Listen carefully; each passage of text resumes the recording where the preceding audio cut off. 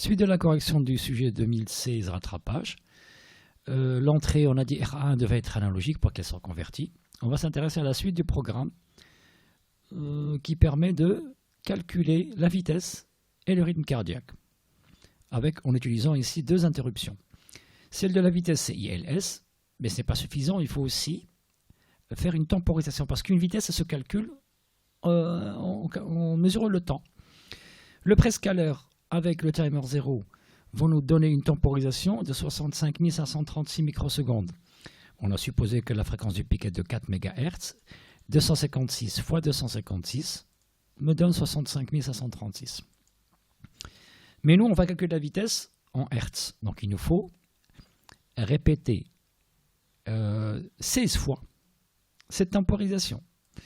Voilà, si je multiplie par 16, j'obtiens à peu près 1 seconde. Donc ça, c'est pour le calcul de la vitesse du tapis.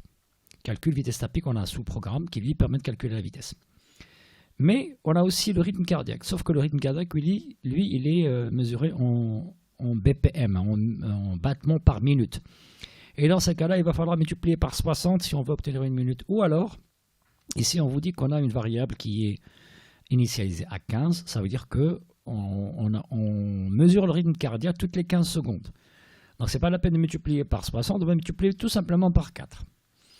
Alors je répète donc, on a deux interruptions, celle du timer toutes les 65 536, celle de INT à chaque fois qu'on a une impuissance sur l'ILS, mais on ne compte rien tant qu'on n'a pas atteint 1 seconde pour la vitesse du moteur et tant qu'on n'a pas atteint 15 secondes pour le rythme cardiaque. On va venir donc compléter le programme. Cette partie-là n'est pas demandée, elle est déjà complétée à l'avance. Il y a la sauvegarde de W et de status, tout en mettant à 0 GIE, même si c'est inutile, ça se fait automatiquement à 0. Et on teste lequel des interruptions est arrivé. On a deux interruptions, celle de INT. Donc si je saute ici, ça veut dire que c'est INT qui a provoqué l'interruption. Dans ce cas-là, on va venir effacer le drapeau, incrémenter count ULS, parce qu'il faut l'incrémenter à chaque fois qu'on a une interruption. Et puis on ne va pas sauter une deuxième fois. Cette fois-ci, on va aller directement restaurer status et W. Si ce n'est pas l'interruption de INTF, dans ce cas-là, on ne va pas sauter. On va sauter ici, là. On va sauter une première fois. Pas la première fois, la deuxième fois. Puis on ne saute pas la deuxième fois. On saute la deuxième fois, BTF, SS. Cette fois-ci, on efface le drapeau de T0IF et on continue le programme.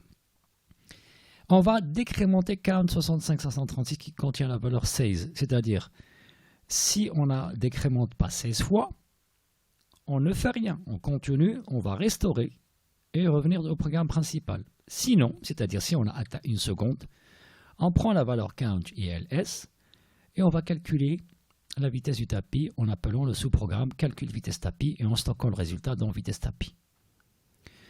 Maintenant, on va tester pour savoir si le rythme cardiaque, est-ce qu'on a atteint 15 secondes.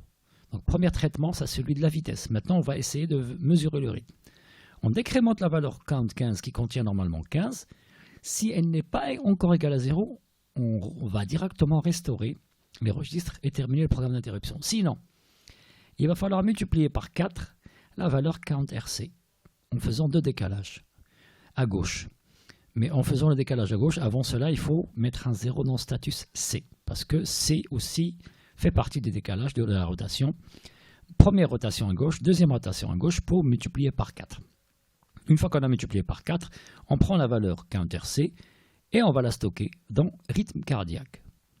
Et on réinitialise la valeur qui est maintenant mise à 0, c'est-à-dire count 15. On va la remettre à 15 et terminer le programme en faisant la restauration des deux registres status et W et en terminant le programme d'interruption par RET F IE. Merci à vous.